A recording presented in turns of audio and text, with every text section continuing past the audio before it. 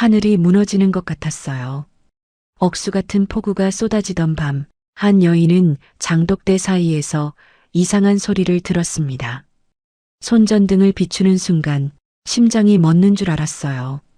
옹기 뒤에 웅크린 건 비에 흠뻑 젖은 채 파들파들 떨고 있는 꼬마 아이였습니다. 저 좀 숨겨주세요. 그 작은 입술이 내뱉은 한마디가 그녀의 고요했던 삶을 송두리째 뒤흔들어 놓게 됩니다.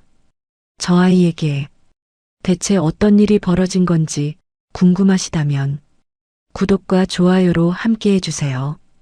어느 곳에서 듣고 계신지 댓글 남겨주시면 그곳에 건강과 평안이 가득하길 마음 깊이 바라봅니다. 그럼 지금부터 이야기를 시작하겠습니다. 울산 울주군의 어느 작은 마을, 그 중에서도 가장 깊숙한 산자락에 강서희의 집이 있었어요. 마을 사람들은 그 집을 장독대 집이라 불렀습니다. 100개가 넘는 장독대가 마당을 가득 메우고 있었거든요. 크고 작은 옹기들이 줄지어 선 모습은 마치 말없는 군대 같기도 했죠. 서희가 이 마을에 들어온 건 10년 전이었어요. 아무런 연고도 없이 낡은 트럭 한 대에 짐을 싣고 호련히 나타났습니다. 마을 사람들이 이것저것 물어봐도 그녀는 웃기만 했어요. 어디서 왔는지, 왜 이런 외진 곳에 자리를 잡았는지 아무것도 말하지 않았죠. 처음엔 수군거림도 많았지만 세월이 흐르자 서희는 그저 옹기를 굽고 장을 담그는 장독대 집 노처녀로 불리게 됐을 뿐이었어요. 37, 혼자 사는 여자. 마을 안악들이 선을 봐주겠다고 해도 고개를 저었고 사람들은 그녀가 세상과 담을 쌓았다고 생각했죠. 하지만 서희에게 장독대는 단순한 생계수단이 아니었어요. 그건 일종의 은신처였습니다. 세상으로부터 자신을 숨기는 100개의 파수꾼 같은 것이었죠. 그날 밤도 서희는 여느 때처럼 장독대를 돌아보고 있었어요.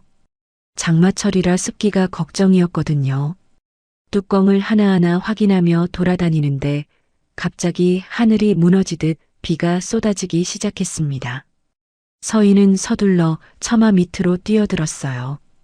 빗줄기가 어찌나 거센지 앞이 보이지 않을 정도였죠. 그때였습니다. 스르륵. 장독대 사이에서 무언가 움직이는 소리가 들렸어요. 서희는 귀를 기울였습니다. 빗소리에 무쳐 잘 들리지 않았지만 분명 뭔가 있었어요. 고양이인가? 손전등을 집어들고 조심스럽게 다가갔습니다. 100개의 장독대 사이로 빛을 비추는데 서희의 발이 멈췄어요. 옹기 뒤에 웅크린 건 고양이가 아니었습니다. 작은 사람이었어요.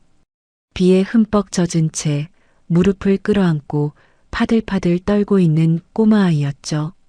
서희는 순간 말을 잃었습니다.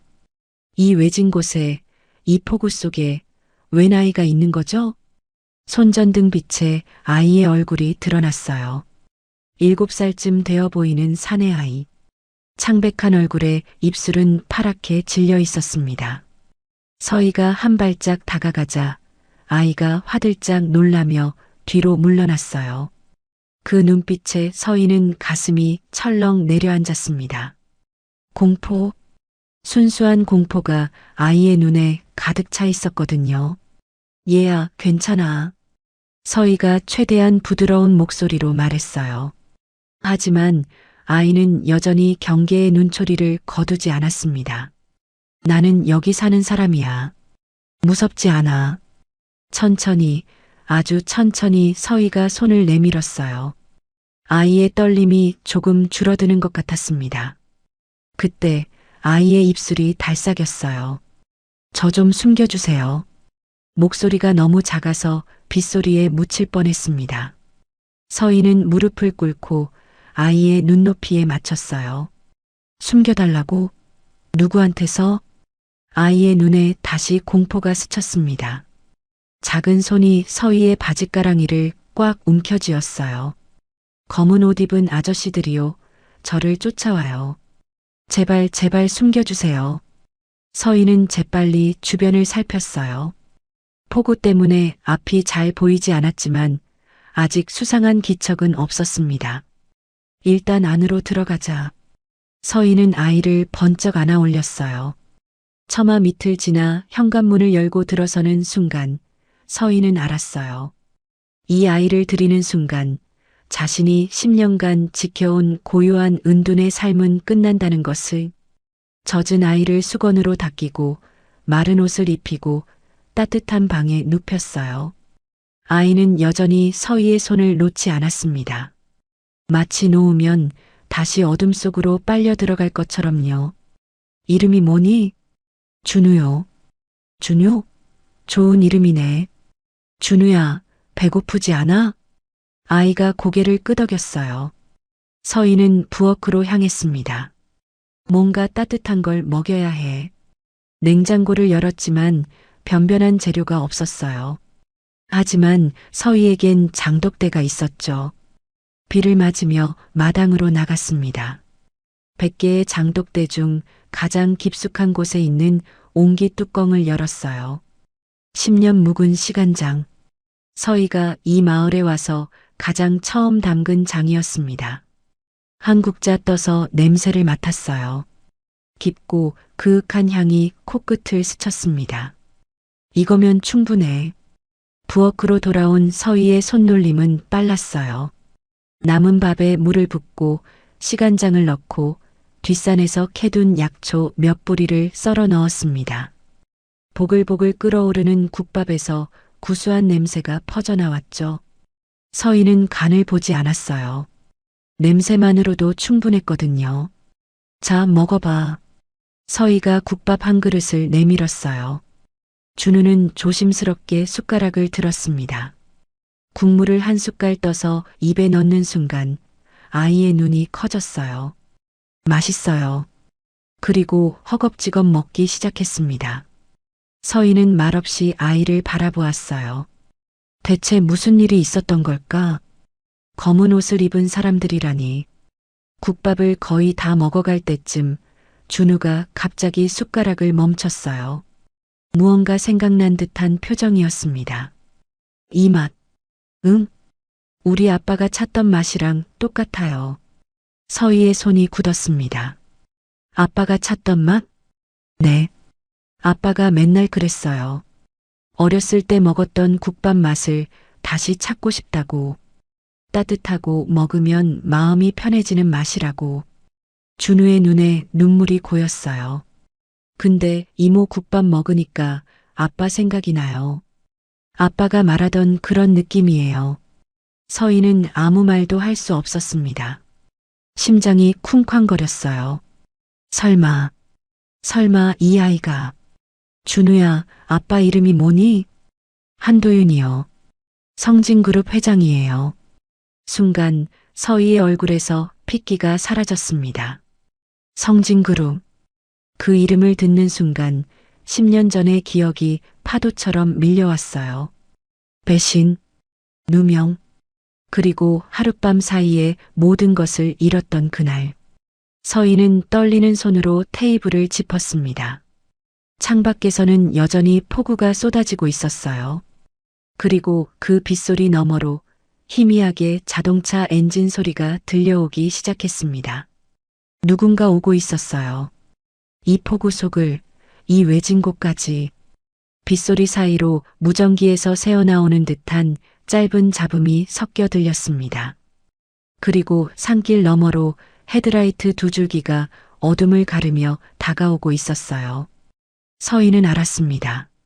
이 아이는 손님이 아니라 자신이 10년간 피해온 과거 그 자체라는 걸요. 헤드라이트 불빛이 점점 가까워지고 있었어요. 서희는 재빨리 준우를 안아 올렸습니다. 아이는 겁에 질려 서희의 목을 꽉 껴안았어요. 준우야, 이모 말 잘 들어. 절대 소리 내면 안 돼. 서희는 부엌 한쪽에 있는 낡은 찬장을 열었습니다. 안에는 장독대용 옹기들이 빼곡했지만 그 뒤로 사람 하나 숨을 만한 공간이 있었어요. 서희가 이 집에 들어온 뒤 직접 만들어둔 비밀 공간이었죠. 여기 들어가 있어. 무슨 소리가 나도 절대 나오면 안 돼. 알았지? 준우의 눈에 눈물이 그렁그렁 맺혔습니다. 하지만 아이는 고개를 끄덕이며 찬장 속으로 몸을 웅크렸어요. 서희가 찬장 문을 닫는 순간 마당에서 차 문 닫히는 소리가 들렸습니다. 쾅, 쾅. 거친 발소리가 다가왔어요. 서희는 천천히 숨을 고르며 현관으로 향했습니다. 문을 열기도 전에 밖에서 고함이 터져 나왔어요. 문 열어. 서희는 일부러 천천히 문을 열었습니다. 처마 밑에 검은 양복 차림의 산에 3명이 서 있었어요. 폭우에 흠뻑 젖었지만 그들의 눈빛은 차갑게 빛나고 있었죠. 무슨 일이신가요? 이 밤중에 서희의 목소리는 담담했습니다. 마치 아무것도 모르는 사람처럼. 사내들 중 가장 덩치가 큰 자가 앞으로 나섰어요. 이마에 흉터가 있는 험상궂은 얼굴이었습니다. 아이 하나 못 봤소? 7살짜리 사내에. 아이요? 이 동네에 아이가 어디 있다고. 서희는 고개를 갸웃거렸어요.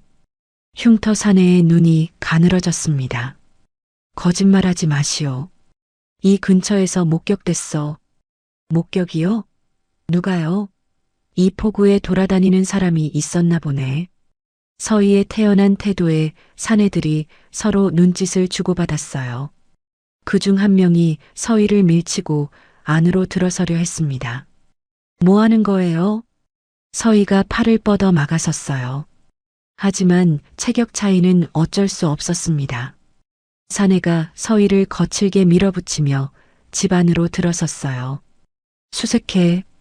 흉터 사내의 명령에 나머지 둘이 집 안 곳곳을 뒤지기 시작했습니다. 방문을 열고 이불을 들추고 장롱을 열어젖혔어요. 서희의 심장이 쿵쾅거렸습니다.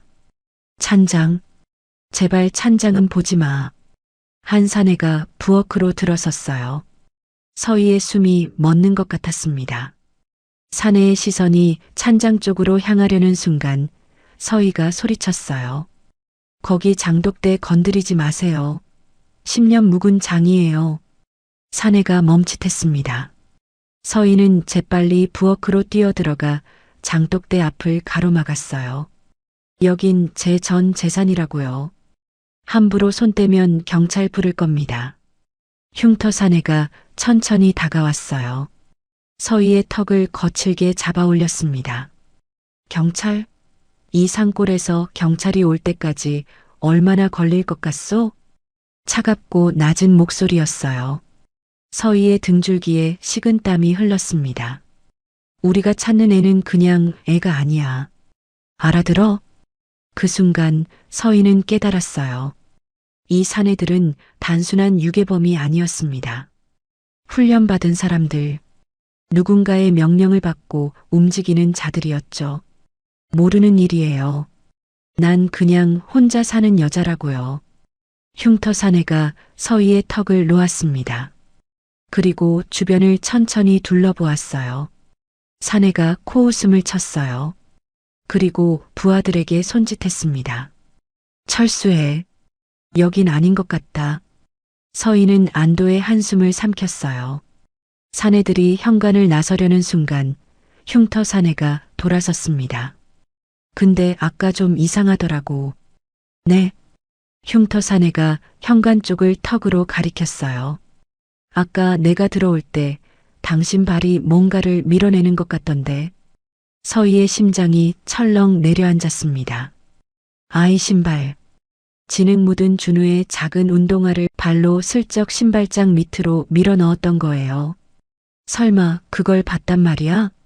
뭘 숨긴 거요? 사내가 한 발짝 다가왔어요.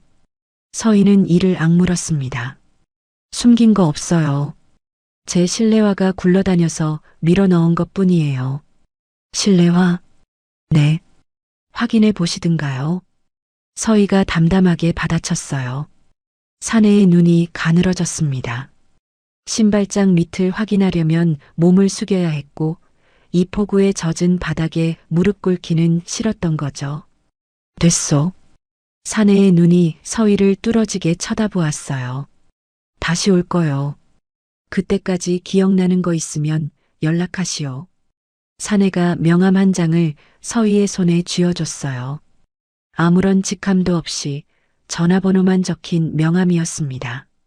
사내들이 떠나고 차 엔진 소리가 멀어져 갔어요. 서희는 그제야 주저앉았습니다. 다리에 힘이 풀렸거든요. 찬장 문을 열자 준우가 눈물범벅이 된 얼굴로 웅크리고 있었어요. 서희는 아이를 꺼내 꼭 안아주었습니다. 잘했어, 준우야. 잘 참았어. 이모 무서웠어요. 알아.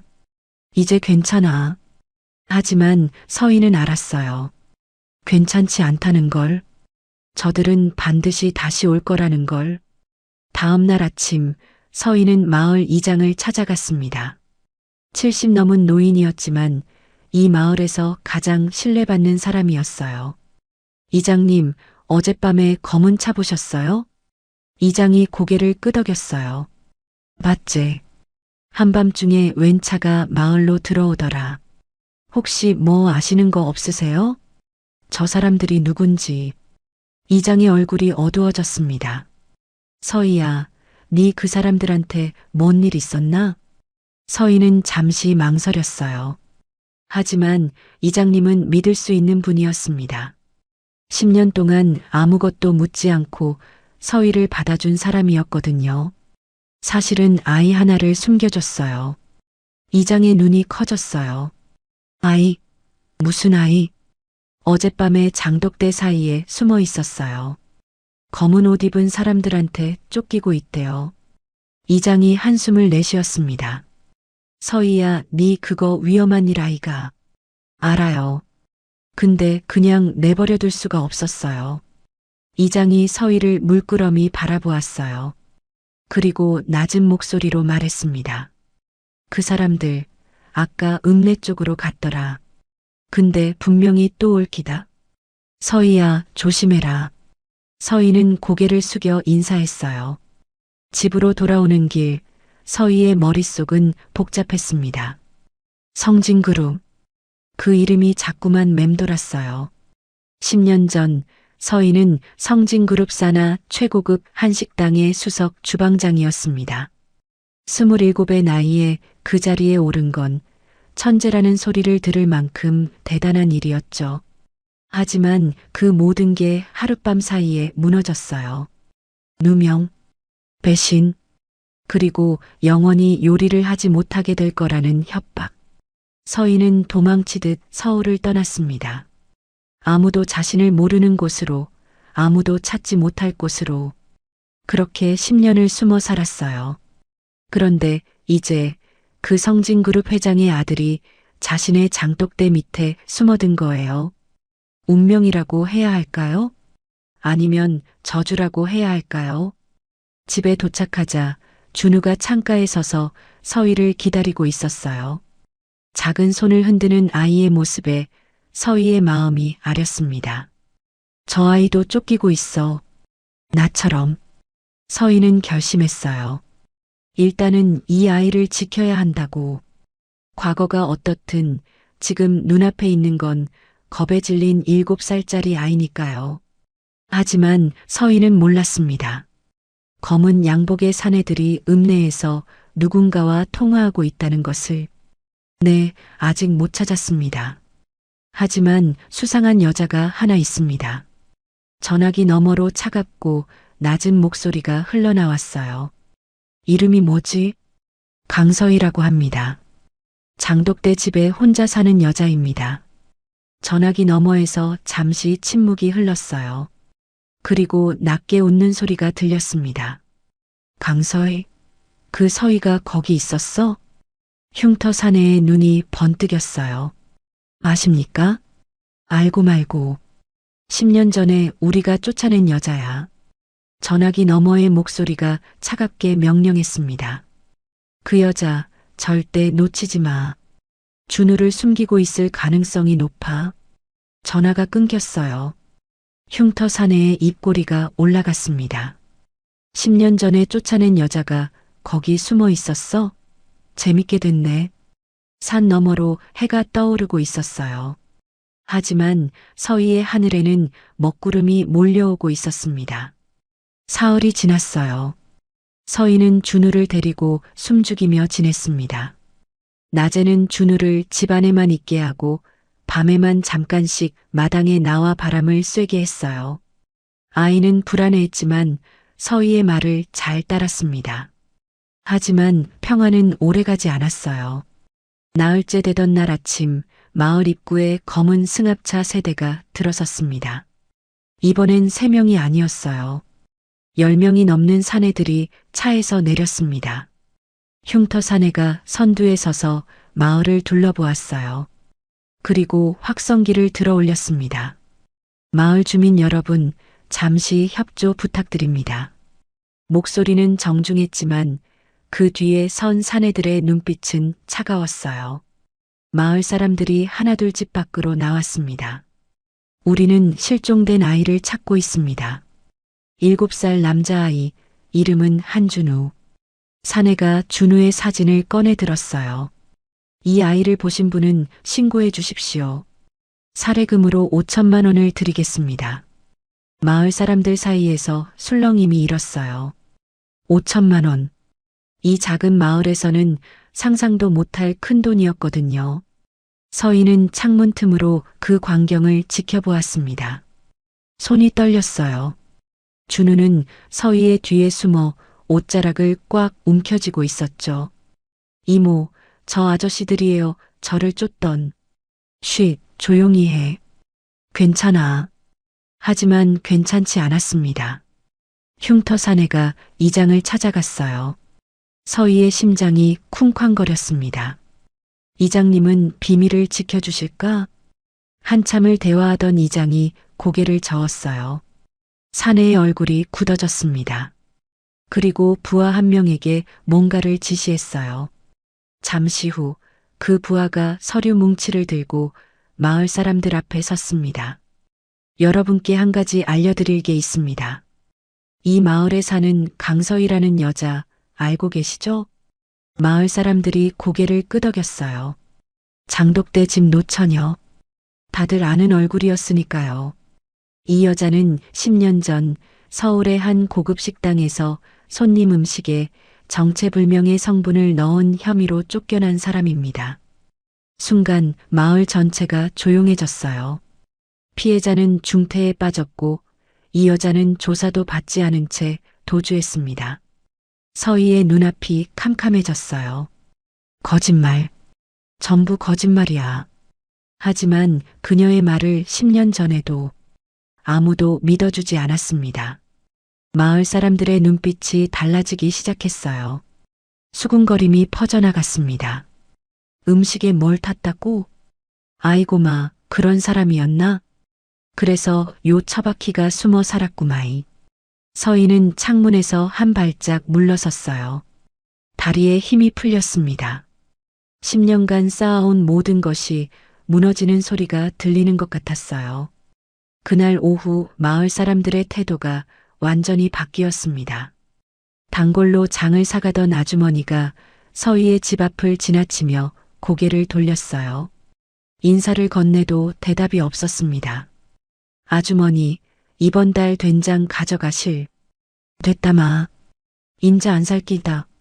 차갑게 내뱉은 말에 서희는 할 말을 잃었어요.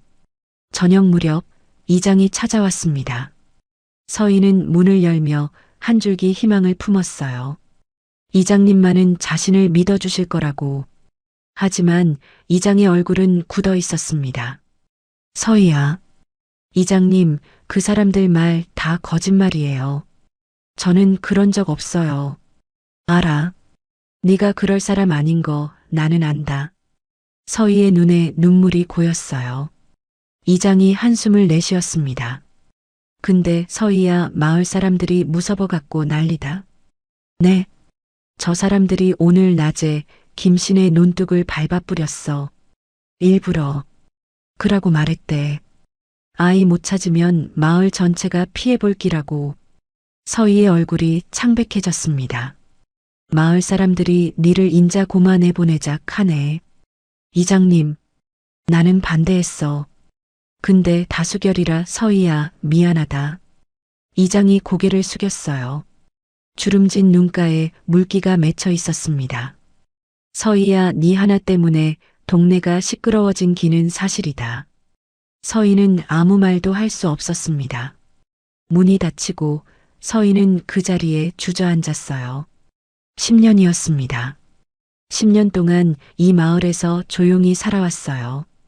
누구에게도 피해주지 않으려고, 누구와도 엮이지 않으려고, 그렇게 숨죽이며 살아왔는데, 단 하루 만에 전부 무너졌어요. 이모, 준우가 조심스럽게 다가왔습니다. 서희의 눈물을 보고 아이의 얼굴이 일그러졌어요. 이모, 울어요? 저 때문에요? 아니야, 준우야. 내 잘못 아니야. 다 제 잘못이에요. 제가 여기 와서. 준우의 눈에서도 눈물이 흘러내렸어요. 서희는 아이를 꼭 안아주었습니다. 아니야. 절대 내 잘못 아니야. 그날 밤 서희는 잠을 이루지 못했어요. 준우가 잠든 것을 확인하고 오래된 상자 하나를 꺼냈습니다. 10년 동안 한 번도 열어보지 않았던 상자. 안에는 낡은 신문 스크랩들이 있었어요. 성진그룹 산하 한식당, 식중독 사고 발생, 수석 주방장 강서희, 정체불명 성분 고의 혼입 의혹, 피해자 중태, 주방장 행방 묘연. 서희의 손이 떨렸습니다. 그날의 기억이 선명하게 떠올랐어요. 자신은 아무것도 하지 않았어요. 그날 주방에 이상한 사람이 들어온 것을 봤지만 아무도 믿어주지 않았죠. 오히려 그녀가 범인으로 몰렸습니다. 그리고 그 뒤에는 한 사람이 있었어요. 성진그룹 회장의 동생, 한재혁?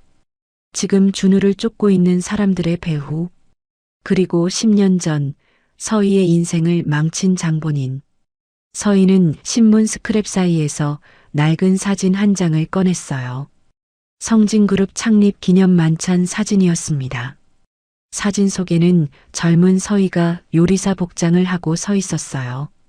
그리고 그 옆에는 환하게 웃고 있는 남자가 있었죠. 한도윤, 준우의 아빠, 그리고 서희가 사랑했던 사람. 도윤 씨, 서희의 입에서 낮은 신음이 새어나왔어요. 그는 서희를 지켜주려 했습니다. 하지만 동생 재혁의 계략에 밀려 결국 서희를 보내줄 수밖에 없었죠. 그런데 지금 그의 아들이 서희의 품에 있어요. 그리고 도윤은 행방불명이 됐다고 했죠. 설마 재혁이 형까지 손을 댄 건가? 서희의 눈빛이 달라졌습니다. 분노. 10년 동안 묻어뒀던 분노가 천천히 타오르기 시작했어요. 내 주방을 망치더니, 내 인생을 망치더니, 이제는 아이까지 건드리는 거야? 서희는 주먹을 꽉 쥐었습니다. 더 이상 도망치지 않겠다고, 이번에는 맞서 싸우겠다고, 창밖으로 달이 떠오르고 있었어요. 서희의 눈에 차가운 결의가 서렸습니다. 여러분, 여기까지 들으셨는데 어떠세요? 서희는 10년간 숨어 살았는데 폭우 속에서 만난 아이 하나 때문에 모든 게 무너져 내리고 있어요. 믿었던 마을 사람들마저 등을 돌리고 과거의 누명까지 다시 떠올랐죠. 과연 서희는 이 상황을 어떻게 헤쳐나갈 수 있을까요? 그리고 준우의 아빠 한도윤에게는 대체 무슨 일이 있었던 걸까요? 그럼 여러분, 다음 이야기도 계속 들어봐 주세요. 다음 날 새벽, 서희는 준우를 깨웠어요. 준우야, 일어나. 우리 잠깐 나가야 해. 아이는 눈을 비비며 일어났습니다. 서희는 미리 싸둔 짐을 들고 뒷문으로 나섰어요. 이장의 말대로라면 오늘 중으로 마을을 떠나야 했습니다. 하지만 정문으로 나가면 검은 양복들의 눈에 띌 게 분명했어요.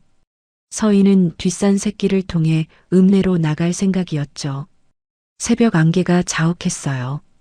서희는 준우의 손을 꼭 잡고 산길을 올랐습니다. 이모, 어디 가요? 조용히. 아저씨들 피해서 가는 거야. 준우는 고개를 끄덕이며 입을 다물었어요. 똑똑한 아이였습니다. 자기 때문에 이모가 힘들어하는 걸 알고 있었거든요. 산길을 1시간쯤 걸었을까? 읍내로 내려가는 갈림길이 보였어요. 서희는 잠시 숨을 돌리며 주변을 살폈습니다. 그때였어요. 거기서 심장이 멎는 것 같았습니다. 뒤를 돌아보니 흉터 사내가 서 있었어요. 양옆에는 부하 2명이 길을 막고 있었죠. 새벽부터 어딜 그렇게 급하게 가시오, 서희 씨? 서희는 준우를 등 뒤로 숨겼어요. 손이 떨렸지만 목소리만은 단단하게 유지하려 애썼습니다. 비켜요. 우리는 그냥 지나갈 뿐이에요. 흉터 사내가 코웃음을 쳤어요. 그냥? 뒤에 숨긴 꼬마는 뭐요? 사내가 한 발짝 다가왔습니다. 서희는 뒤로 물러섰어요. 하지만 뒤에도 사내 한 명이 다가오고 있었습니다. 포위당한 거예요. 순순히 넘기시오. 그러면 당신은 건드리지 않겠소. 이 아이는 못 줘요. 왜? 당신하고 무슨 상관이요? 그냥 며칠 전에 주운 애잔소. 서희의 눈에 불꽃이 일었어요. 상관없는 아이를 이렇게까지 쫓아다니는 건 당신들이잖아요. 대체 왜 이러는 거예요? 흉터 사내의 표정이 굳어졌습니다. 그건 알 필요 없소. 알 필요 없다고요? 이 아이 부모님은요? 한도윤 회장은 지금 어디 있어요? 사내의 눈이 번뜩였어요. 한 회장을 알아? 서희는 입을 다물었습니다. 실수였어요. 도윤의 이름을 꺼내는 게 아니었는데 그냥 아이한테 들었어요. 거짓말. 사내가 서희의 팔을 거칠게 잡았어요. 당신 한 회장하고 무슨 사이요? 나요. 서희가 뿌리치려 했지만 체격 차이는 어쩔 수 없었습니다. 사내의 손아귀 힘이 너무 셌어요. 이모. 준우가 울먹이며 사내의 다리를 붙잡았어요. 이모 놔줘요. 나쁜 아저씨. 사내가 귀찮다는 듯 준우를 밀쳐냈습니다. 아이가 땅바닥에 나뒹굴었어요. 준우야. 서희의 눈에서 불꽃이 튀었습니다. 이를 악물고 사내의 손을 물어버렸어요. 흑. 사내가 손을 놓는 순간 서희는 준우를 안아 올리고 달리기 시작했습니다. 어디로 가는지도 몰랐어요. 그냥 도망쳐야 했습니다. 잡아. 뒤에서 고함 소리가 들렸어요. 발소리가 점점 가까워졌습니다. 숲길을 미친 듯이 달렸어요.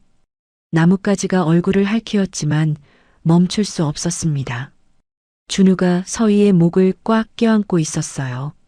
얼마나 달렸을까? 갑자기 발밑이 사라졌어요. 흙, 절벽이었습니다. 서희는 간신히 몸을 틀어 나무 뿌리를 붙잡았어요. 아래를 내려다보니 까마득한 낭떠러지였습니다. 이모. 준우가 공포에 질려 울음을 터뜨렸어요. 서희는 한 손으로 나무 뿌리를 붙잡고 다른 손으로 준우를 안고 있었습니다. 소나기에 힘이 풀려가고 있었어요. 거기 있군. 위에서 흉터 사내의 목소리가 들렸습니다. 사내가 절벽 끝에 서서 내려다보고 있었어요. 꽤 끈질기시네, 서희 씨. 서희는 이를 악물었습니다. 손에 피가 흘렀어요. 나무 뿌리에 손바닥이 찢어진 거였죠. 아이만 넘기면 당신은 살려주겠소. 싫어요. 지금 상황 파악이 안 되시오? 손 놓으면 둘 다 죽어. 서희의 눈에서 눈물이 흘러내렸어요. 하지만 준우를 놓을 수는 없었습니다. 그때였어요. 거기 뭐 하는 거요? 낯선 목소리가 들렸습니다. 흉터 사내가 뒤를 돌아보았어요. 산 아래쪽에서 트럭 한 대가 올라오고 있었습니다. 트럭에서 내린 건 농부 차림의 중년 남자였어요. 아침부터 이게 무슨 소란이요?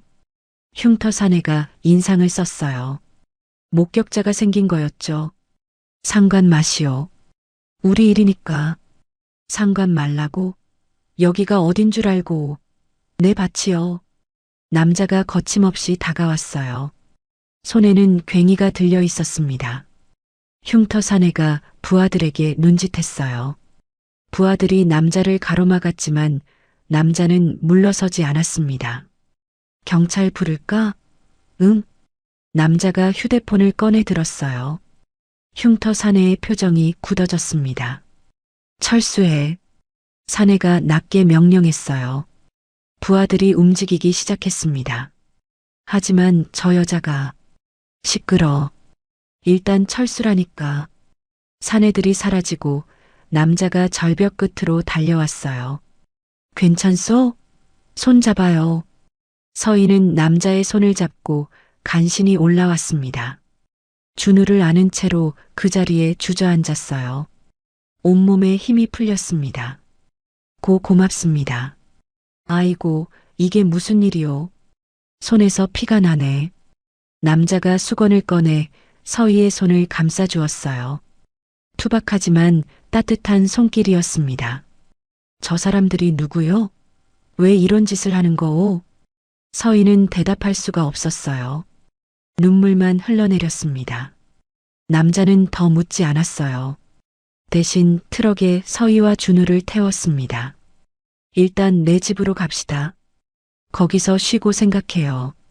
서희는 고개를 끄덕였어요. 준우는 서희의 품에 안긴 채 잠들어 있었습니다.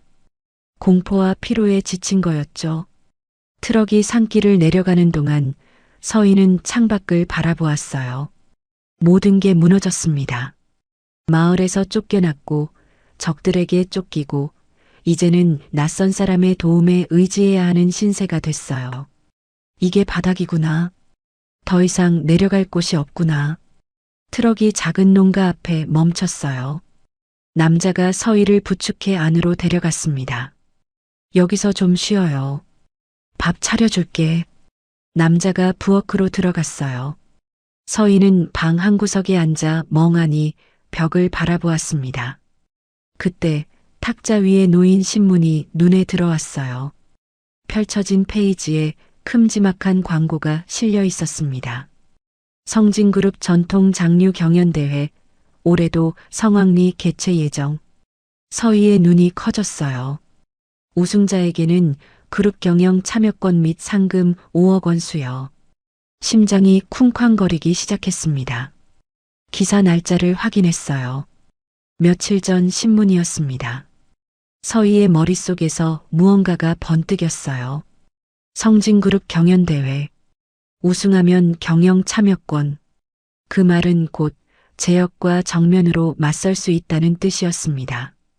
도망치지 않고 숨지 않고 당당하게. 서희는 자신의 손을 내려다보았어요. 피가 묻은 손. 하지만 이 손은 10년 전에 천재라 불렸던 요리사의 손이기도 했습니다. 준우가 잠결에 뒤척이며 중얼거렸어요. 아빠, 보고 싶어. 서희의 눈에 결의가 서렸습니다. 준우의 아빠를 찾아야 해. 그리고 이 아이의 자리를 되찾아줘야 해. 그러려면 도망치면 안 돼. 서희는 천천히 일어섰어요. 창밖으로 아침 해가 떠오르고 있었습니다. 10년 만에 다시 싸울 때가 온 거예요. 서희의 입꼬리가 천천히 올라갔어요. 오랫동안 잊고 있던 요리사의 미소였습니다. 농부의 이름은 박종구였어요. 울산 토박이로 평생 이 산골에서 농사만 지은 사람이었죠. 서희는 종구 아저씨 집에서 며칠을 묵었습니다. 아저씨는 이것저것 묻지 않았어요. 그저 밥을 차려주고 준우와 놀아주고 서희가 쉴 수 있게 해줬죠. 아저씨, 정말 감사해요. 어떻게 갚아야 할지. 갚긴 뭘 갚노. 사람 하나 살린 기 가지고. 종구 아저씨가 손사래를 쳤어요. 투박하지만 따뜻한 사람이었습니다. 서희는 그 며칠 동안 생각을 정리했어요. 성진그룹 전통 장류 경연대회. 우승하면 그룹 경영에 참여할 권한이 생긴다고 했죠. 그건 곧 제역과 맞설 수 있는 발판이 된다는 뜻이었어요.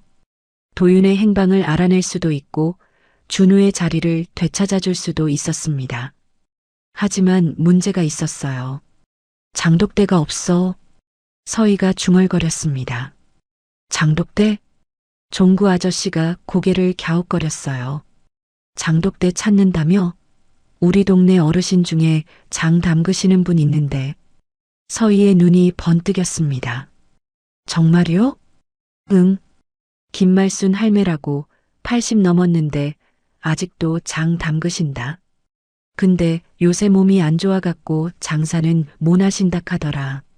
서희는 바로 그 할머니를 찾아갔어요. 김말순 할머니의 집은 산 중턱에 있었습니다. 마당에 들어서는 순간 서희의 심장이 뛰었어요. 100개가 넘는 장독대가 마당을 가득 메우고 있었거든요. 누구요? 할머니가 지팡이를 짚고 나왔어요. 허리가 굽었지만 눈빛은 또렷했습니다. 안녕하세요, 할머니. 저는 강서희라고 해요. 장독대 때문에 찾아왔어요. 장독대? 할머니의 눈이 가늘어졌어요. 젊은 기가 장독대는 와찬노? 서희는 솔직하게 말했습니다. 자신이 요리사였다는 것, 대회에 나가고 싶다는 것, 장이 필요하다는 것. 할머니는 말없이 서희를 바라보았어요. 한참을 그렇게 쳐다보더니 천천히 입을 열었습니다. 손 내봐라. 서희가 손을 내밀었어요. 할머니가 서희의 손을 만져보았습니다. 요리하는 사람 손이네. 네. 칼 잡은 흔적, 불 앞에 선 흔적 다 남아있어. 근데 오래 안 잡았구나, 요리. 서희의 눈에 눈물이 고였어요. 할머니는 한 번 보고 다 알아버린 거였죠. 10년이요. 10년 동안 안 잡았어요. 10년? 왜? 사정이 있었어요. 할머니가 고개를 끄덕였어요. 그리고 장독대 쪽으로 걸어갔습니다. 따라와라. 서희가 할머니를 따라갔어요. 할머니가 장독대 뚜껑을 하나 열었습니다. 맡아봐라. 서희가 고개를 숙여 냄새를 맡았어요. 순간 눈이 커졌습니다.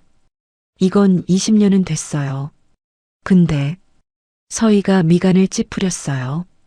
숙성이 깊어서 향은 훌륭한데 염도가 너무 높아요. 이대로 쓰면 요리가 짜질 거예요. 할머니의 눈이 번뜩였습니다. 그걸 냄새만 맡고 알아? 네. 25년쯤 된 것 같은데 이 정도 원석이면 제대로 다듬으면 보석이 될 수 있어요. 할머니가 처음으로 웃었어요. 원석이라 그래. 네 말이 맞다. 25년 묵은 간장이야. 근데 어쩔 거고? 이 짠장을 네가 어떻게 살릴 건데? 서희가 잠시 생각에 잠겼어요. 그러다 문득 떠올랐습니다. 자신이 마을을 떠날 때 품속에 넣어온 것. 할머니, 저한테 10년 묵은 시간장이 있어요. 제가 직접 담근 거예요. 뭐? 할머니 장은 깊이가 있고 제 장은 부드러움이 있어요. 둘을 섞으면 서희의 눈이 빛났어요. 할머니의 세월에 제 10년을 보태서 다시 숨쉬는 장을 만들 수 있을 것 같아요. 할머니가 한참 동안 서희를 바라보았습니다. 그리고 고개를 끄덕였어요. 해봐라. 네 실력 한번 보자. 그날부터 서희는 할머니 집에서 요리를 시작했어요. 처음엔 손이 떨렸습니다. 10년 만에 잡는 칼이었거든요. 하지만 이틀, 사흘 지나면서 감각이 돌아오기 시작했어요. 서희는 틈틈이 장 블렌딩에도 매달렸습니다. 할머니의 25년 간장과 자신의 10년 시간장. 황금 비율을 찾기 위해 수십 번을 섞고 또 섞었어요. 산자락에서 직접 캔 약초를 우린 물도 더했습니다. 짠맛을 부드럽게 감싸면서 깊이는 살리는 비법이었죠. 일주일이 지났을 때 서희는 완성된 장을 할머니에게 내밀었어요. 맛 좀 봐주세요. 할머니가 숟가락을 들어 한 방울 맛보았습니다. 눈이 커졌어요. 이게 내 장이 맞나? 할머니 장이 원석이었어요. 저는 그 원석을 깎아서 보석으로 만들었을 뿐이에요. 할머니의 눈에 물기가 맺혔습니다. 50년을 장을 담갔는데 이 맛은 처음이다. 할머니가 서희의 손을 꽉 잡았어요. 이 장은 이제 내 거다. 내가 이 장의 맛을 완성했으니까. 서희의 눈에서 눈물이 흘렀습니다. 할머니는 단순히 장을 빌려준 게 아니었어요. 10년 동안 잃어버렸던 요리사의 혼을 다시 깨워준 스승이었습니다. 준우는 서희 옆에 앉아 요리하는 모습을 지켜보았습니다. 이모, 요리 진짜 잘해요. 그래, 고마워, 준우야. 아빠도 이모 요리 먹으면 좋아할 거예요. 서희의 손이 잠깐 멈췄어요. 그리고 다시 칼을 움직이며 말했습니다. 그래, 아빠한테도 꼭 먹여주자. 대회 예선까지 2주가 남았어요. 서희는 미친 듯이 연습했습니다. 할머니는 말없이 지켜보다가 가끔 한마디씩 던졌어요. 간이 약하다. 불 조절이 늦다. 정신이 흐트러졌네. 짧지만 정확한 지적이었어요. 서희는 하나하나 새겨들으며 실력을 끌어올렸습니다. 예선 전날 할머니가 서희에게 서류 한 장을 건넸어요. 이게 뭐예요? 전수 확인서다. 대회 규정에 장 이력 내락하더라. 이거 내면 된다. 서희가 서류를 펼쳐보았어요. 김말순 장인이 강서희에게 전통장 제조 비법을 전수하였음을 확인함. 할머니의 도장이 찍혀 있었습니다. 할머니, 가서 이겨라. 니는 이제 내 제자다. 서희는 할머니를 꼭 안았어요. 예선 당일, 서희는 부산에서 열리는 예선장에 도착했어요. 참가자가 200명이 넘었습니다. 전국에서 내로라 하는 요리사들이 모인 거였죠. 접수대에서 서희는 장 이력서와 전수 확인서를 제출했어요. 대회 규정상 사용하는 장의 성분과 발효 연도를 밝혀야 했거든요. 서희는 긴장을 삼키며 조리대 앞에 섰어요. 준우가 객석에서 작은 손을 흔들었습니다. 할머니도 종구 아저씨도 와 있었어요. 시작. 심사위원의 외침과 함께 조리가 시작됐습니다. 서희는 직접 완성한 장을 꺼냈어요. 할머니의 25년 간장과 자신의 10년 시간장.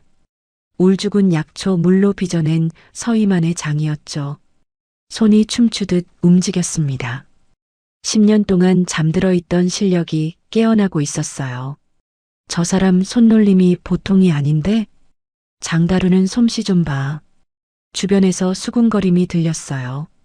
서희는 신경 쓰지 않았습니다. 오직 요리에만 집중했어요. 1시간 후 서희는 접시를 제출했습니다. 심사위원들이 한 숟갈씩 맛보았어요. 표정이 변하기 시작했습니다. 이 깊이는 뭐지? 장맛이 예사롭지 않아. 수석 심사위원이 서희가 제출한 장 이력서를 다시 펼쳐보았어요. 25년 간장과 10년 간장의 블렌딩이라 이건 단순히 좋은 장을 가져온 게 아닙니다. 다른 심사위원도 고개를 끄덕였어요. 두 세대의 시간을 하나로 빚어낸 거예요. 그것도 이 귀한 장들을 망치지 않고 완벽하게 요리에 녹여냈어요. 요리사는 장을 빚는 사람이기도 하지만 장을 깨우는 사람이기도 합니다. 이 참가자는 그걸 아는 사람이에요. 결과 발표. 서희는 예선 1위로 통과했습니다. 됐다. 준우가 뛰어와 서희를 안았어요. 할머니도 흐뭇한 표정으로 고개를 끄덕였죠. 잘했다. 내 장을 네가 살렸네. 아니에요, 할머니. 우리가 함께 만든 장이에요. 하지만 기쁨도 잠시였어요. 결승 대진표가 발표됐을 때 서희의 얼굴이 굳어졌습니다. 결승 상대 이름 오정환. 10년 전 서희에게 누명을 씌우고 주방장 자리를 빼앗은 바로 그 남자였어요. 서희는 이를 악물었습니다.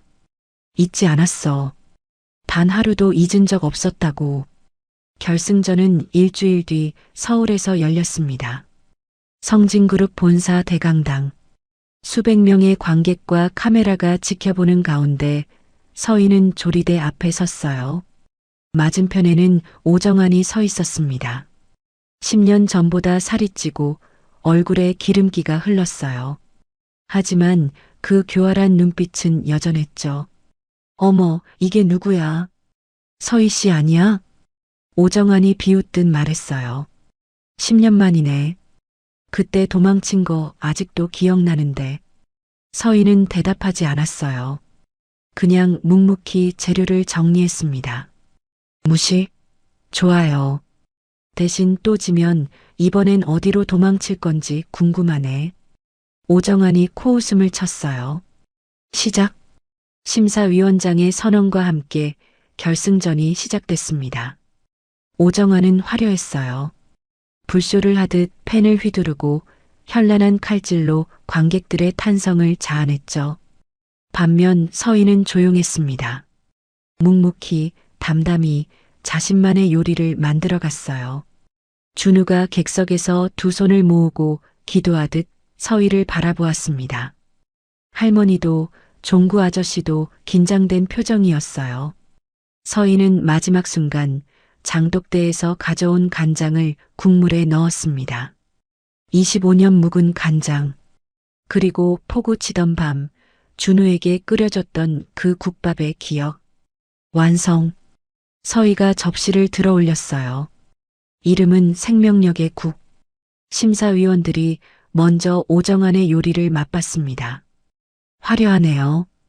기술적으로 완벽합니다. 맛도 훌륭해요. 오정환이 자신만만하게 웃었어요. 그 다음 서희의 요리 차례였습니다. 심사위원들이 숟가락을 들었어요. 국물을 한 숟갈 떠서 입에 넣는 순간 모두가 말을 잃었습니다. 이건 심사위원 한 명이 중얼거렸어요. 이건 기술이 아니에요. 다른 심사위원도 고개를 끄덕였습니다. 시간이에요. 살아있는 시간의 맛. 어떻게 이런 깊이가. 심사위원 한가운데 성진그룹 창업주 한만식 명예회장이 앉아 있었어요. 바로 도윤과 재혁의 아버지였죠. 한만식이 떨리는 손으로 숟가락을 들었어요. 국물을 한 숟갈 떠서 입에 넣는 순간 노인의 눈에서 눈물이 흘러내렸습니다. 이 맛이야. 떨리는 목소리였어요. 50년 전 어머니가 끓여주시던 그 맛이야. 대강당이 술렁였습니다. 한만식이 서희를 바라보았어요. 당신이 강서희요? 네, 명예회장님. 10년 전에 사라진 그 천재 주방장? 서희는 고개를 끄덕였어요. 한만식의 눈빛이 복잡하게 흔들렸습니다. 왜 사라졌소? 대체 무슨 일이 있었던 거요? 서희는 오정환을 바라보았어요. 오정환의 얼굴이 창백하게 질려 있었습니다. 그건 서희가 입을 열려는 순간 대강당 문이 열렸어요. 검은 양복을 입은 남자가 들어왔습니다. 사람들 사이를 헤치고 앞으로 걸어오는 그의 얼굴. 서희의 숨이 멎었어요. 한재혁? 성진그룹 부회장. 그리고 이 모든 비극의 원흉이 직접 나타난 거였습니다. 재혁이 차가운 눈으로 서희를 바라보며 말했어요. 오래간만이네요, 강서희 씨. 아니, 형수님이라고 불러야 하나? 대강당 전체가 얼어붙었습니다. 재혁의 말에 사람들이 술렁였어요.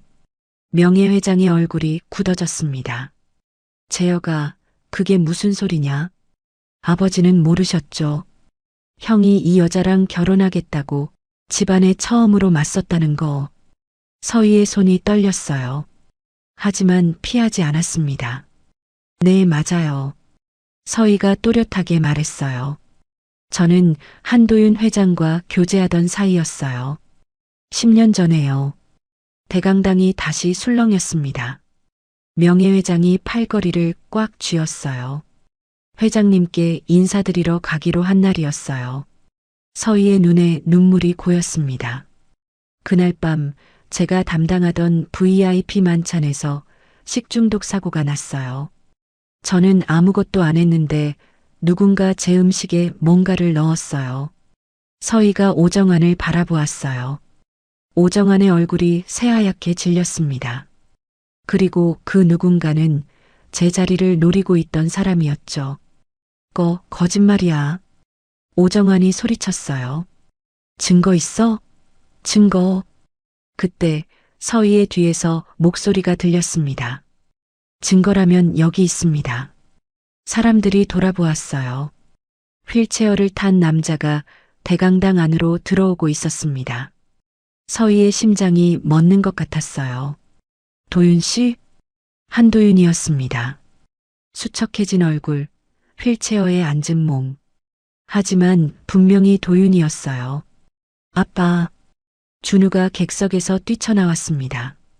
도윤의 품으로 달려가 와락 안겼어요. 아빠. 준우야, 미안해. 아빠가 늦었지? 도윤이 아들을 꼭 안아주었어요. 그리고 서희를 바라보았습니다. 서희 씨, 정말 오래 기다리게 했네요. 서희의 눈에서 눈물이 쏟아졌어요. 도윤이 품에서 USB 하나를 꺼냈어요. 먼저 이걸 보시죠. 직원이 USB를 받아 스크린에 연결했습니다. 영상이 재생되기 시작했어요. 이 영상은 재혁이 안심하고 있던 내부 서버 백업에서 빼냈습니다. 제가 심어놓은 사람이 오랫동안 지켜보다 틈을 노렸죠. 10년 전에 CCTV 영상이었습니다. 주방 뒤편에서 누군가가 서희의 음식에 뭔가를 넣고 있었어요. 그 얼굴이 클로즈업 되는 순간 대강당이 경악으로 물들었습니다. 오정환이었어요. 이건 조작이야. 오정환이 발버둥 쳤지만 영상은 계속됐습니다. 그리고 또 다른 영상. 재혁과 오정환이 만나 돈다발을 주고받는 장면이었어요. 형수가 될 여자를 없애. 그러면 주방장 자리는 내 거다. 재혁의 목소리가 또렷하게 울려 퍼졌습니다. 재혁? 명예회장이 벌떡 일어서려다 비틀거렸어요. 내가 이런 짓을 했단 말이냐? 나는 내가 매달 가져오는 도윤이의 해외 생활 보고서를 철석같이 믿었거늘. 도윤이 차갑게 재혁을 응시하며 말을 이었습니다. 아버지는 사람을 풀어 저를 찾으셨지만 그 조사 인력마저 재혁이가 매수한 사람들이었습니다. 재혁이는 제가 외국에서 방탕하게 살며 아버지를 원망하고 있다는 가짜 보고서와 조작된 사진들을 만들어 아버지를 속여온 겁니다. 명예회장의 지팡이가 바닥을 쳤습니다. 이놈이 내 눈과 귀를 다 막고 나를 바보로 만들었구나. 나는 내가 정말로 나를 버리고 떠난 줄로만 알고 가슴에 대못을 받고 살았는데 재혁의 얼굴이 일그러졌어요. 아버지, 전 그룹을 지킨 겁니다. 형은 약했어요. 닥쳐. 도윤이 처음으로 목소리를 높였어요. 3년 전 해외지사로 떠난 우리 가족한테 무슨 짓을 했는지 다 알아. 내가 꾸민 사고로 내 아내는 죽었어. 도윤은 잠시 말을 멈췄습니다. 그 짧은 침묵이 10년보다 길게 느껴졌어요. 난 요양원에 감금당했고 준우는 내가 나중에 협박 카드로 쓰려고 한국 어딘가에 숨겨뒀지. 그 아이가 이동 중에 탈출한 거야.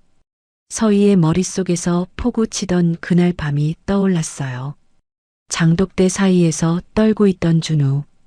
그 아이가 도망쳐 나온 거였구나. 그 아이가 왜 그렇게 울고 있었는지, 왜 그 작은 몸으로 숨을 죽이고 있었는지, 이제야 모든 퍼즐이 맞아떨어졌어요. 재혁의 눈이 미친 듯이 흔들렸어요. 그리고 돌아서서 도망치려 했습니다. 하지만 대강당 입구에는 이미 경찰들이 서 있었어요. 도윤이 차갑게 말했습니다. 영상 확보되는 순간 경찰에 제출했고 오늘 체포 협조를 받아뒀어.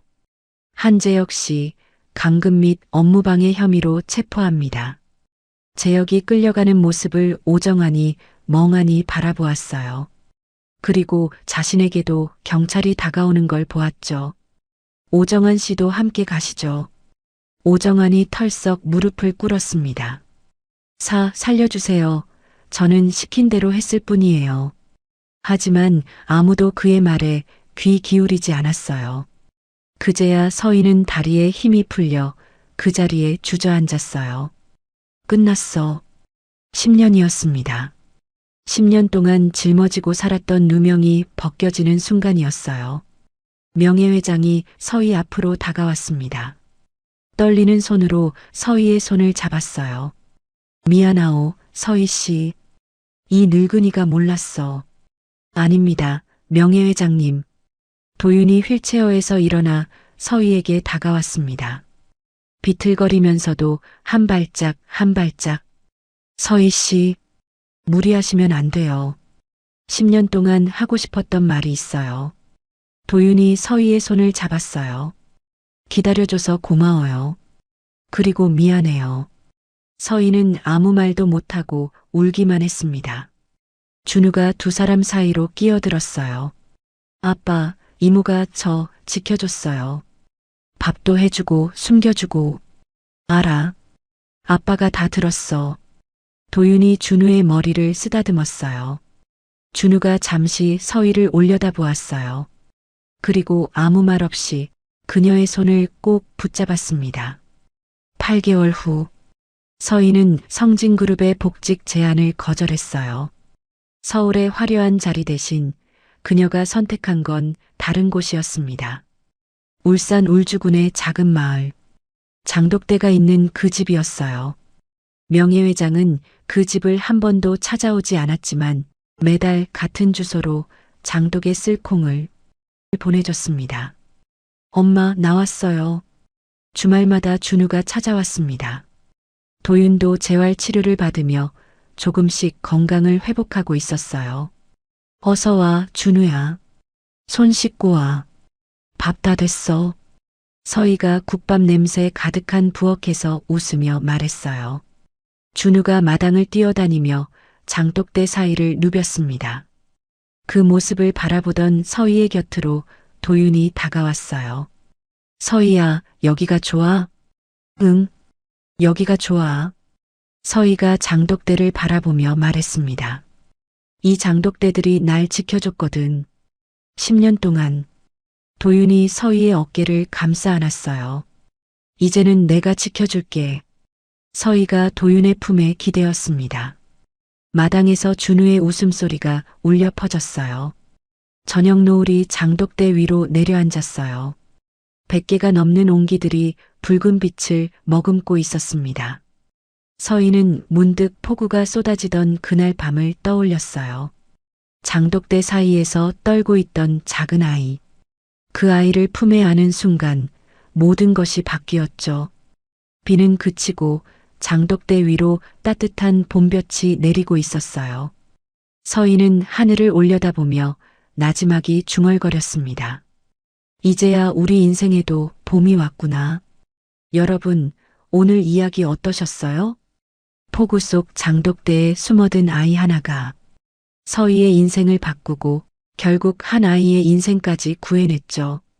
마을에서 쫓겨나고 절벽 끝에 매달리고 모든 걸 잃을 뻔했지만 서희는 포기하지 않았어요. 다시 칼을 잡고 10년 묵은 누명을 벗고 잃어버린 사랑까지 되찾았습니다. 우리 인생도 마찬가지 아닐까요? 비가 그치면 반드시 봄은 옵니다. 오늘도 끝까지 들어주셔서 감사해요. 이야기가 마음에 남으셨다면 구독과 좋아요 부탁드립니다. 번개가 산등성이를 갈랐어요. 그 섬광 아래 한 여자가 진흙탕에 내동댕이 쳐졌죠. 미안하게 됐어. 근데 당신도 알잖아. 우리 집안에 당신 같은 벙어리는 어울리지 않아. 남자는 여자의 손을 발로 걷어찼어요. 차 문이 닫히고 테일라이트가 폭우 속으로 사라졌죠. 그리고 정막이 내려앉은 그 순간 진흙 속에 엎드려 있던 여자의 어깨가 들썩였어요.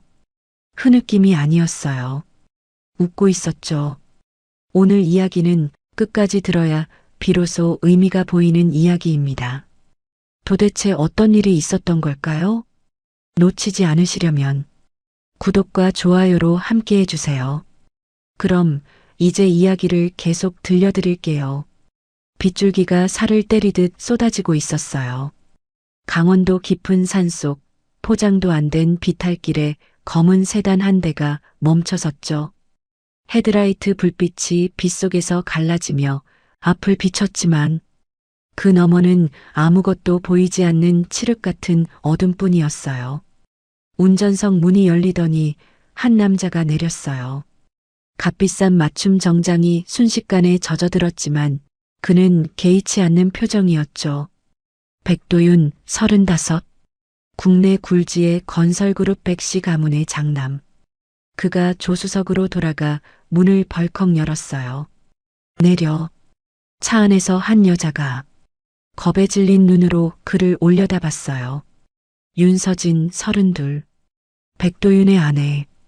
결혼 후 3년 동안 단 한마디도 하지 않은 여자였죠. 서진이 고개를 젓자 도윤의 눈썹이 꿈틀했어요. 그는 아내의 팔을 움켜쥐고 밖으로 끌어냈죠. 서진의 몸이 진흙탕 위로 나뒹굴었어요. 흰 원피스가 순식간에 검붉은 흙물에 물들었죠. 서진이 무릎으로 기어가 남편의 바짓가랑이를 붙잡았어요. 말은 할 수 없었지만 그 눈빛이 애원하고 있었죠. 제발 왜 이러는 거예요? 나한테 왜 이래요? 도윤은 그런 아내를 내려다보며 피식 웃었어요. 당신도 알잖아. 우리 집안에 벙어리는 안 어울려. 어머니가 그러시더라. 이제 손절하래. 여기서 그냥 사고였다고 치자. 번개가 하늘을 갈랐어요. 그 순간 도윤의 얼굴이 환하게 드러났죠. 거기엔 3년을 함께한 아내에 대한 미안함 같은 건 눈꼽만큼도 없었어요. 오히려 오래 참았던 짐을 내려놓는 것 같은 후련함만 있었죠. 아, 잠깐. 도윤이 서진의 손을 낚아챘어요. 그녀의 약지에서 결혼 반지를 빼내더니 주머니에 넣었죠. 이건 집안 대대로 내려온 거라서. 미안, 당신 거 아니야. 서진이 팔을 뻗어 그의 발목을 잡았어요. 도윤은 귀찮다는 듯 그 손을 발로 걷어찼죠. 서진의 몸이 다시 진흙 속으로 고꾸라졌어요. 잘 가, 서진 씨. 우리 인연은 여기까지야. 차 문이 닫혔어요.